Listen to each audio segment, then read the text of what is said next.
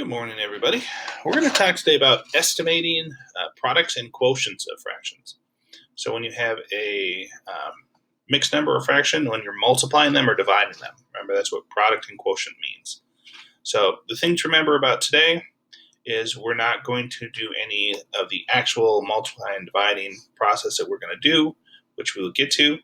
We're going to talk about how to come up with a reasonable answer without having to actually multiply and divide them. So this is a scale that we're going to use when you don't need something exact. You just need to know like what the ballpark it's going to be in, and something that we can use when we start actually multiplying and dividing to figure out if our numbers are in the right ballpark. All right, so we're going to use this idea of more or less than half. Okay, so anytime you're going to round down and round a number, you want to know if you're going to round down or round up.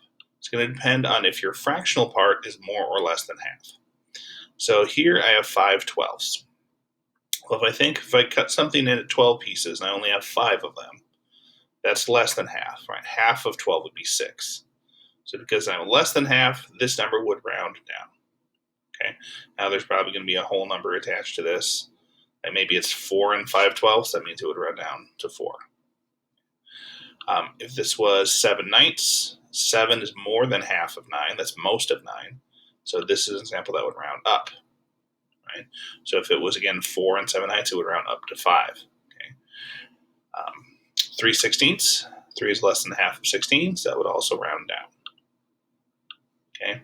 Remember, anytime you have a mixed number, like I mentioned 4 as an example, okay, so it's like 4 and 3/16. Oh, right down here. 4 and 3/16. Come on.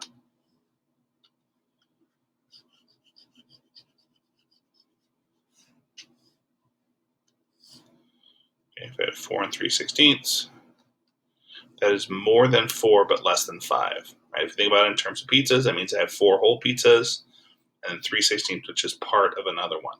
Okay, so if it rounds down, it'll round down to 4. Rounds up, it'll round up to 5. Okay.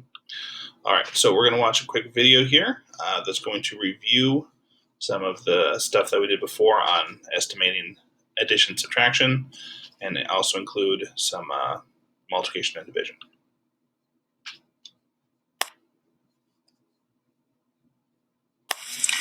Okay, estimating with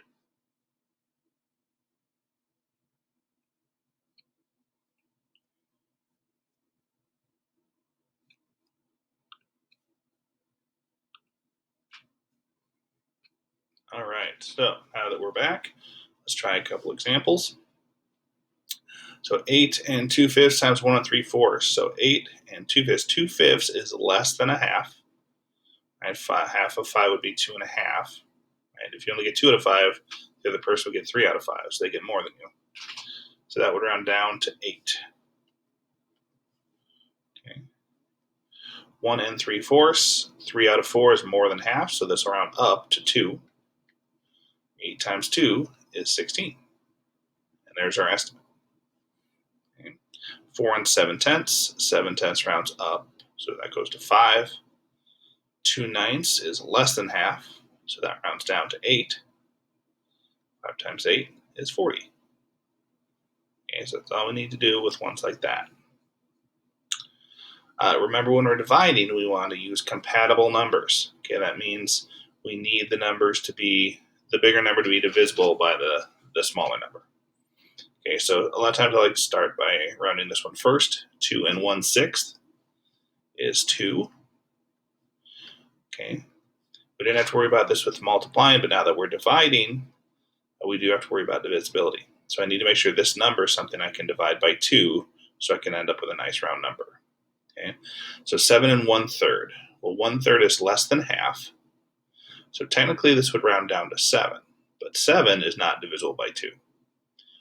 Okay, so 7 and 1/3 is between 7 and 8. So I'm going to actually choose to round up to 8 so that I can get a number that's divisible by 2. Okay, so 8 is the closest number that's divisible by 2.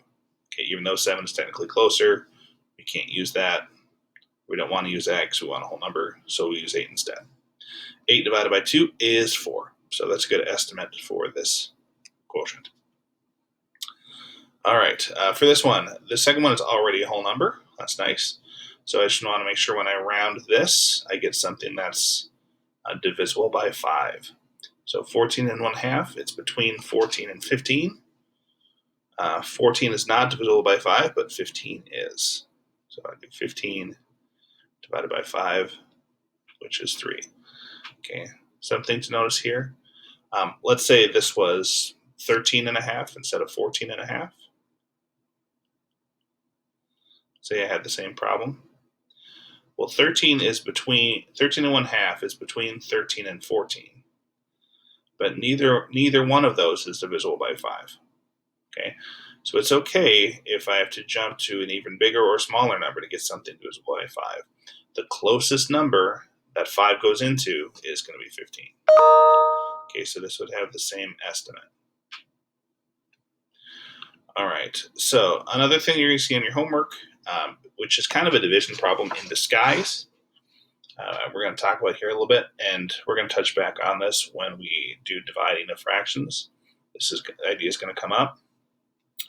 But if you want to find 1/5 of a number, well, if you're taking a number and you're going to get a fifth of it, you're splitting it 5 ways.